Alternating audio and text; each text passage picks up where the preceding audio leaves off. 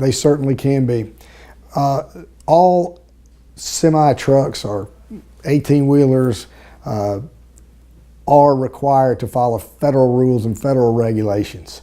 And there are any number of those at play in a trucking accident versus a car accident.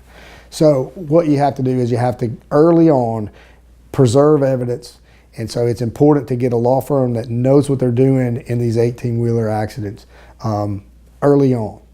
And so investigation can begin and evidence be preserved, because those things can disappear in a matter of time.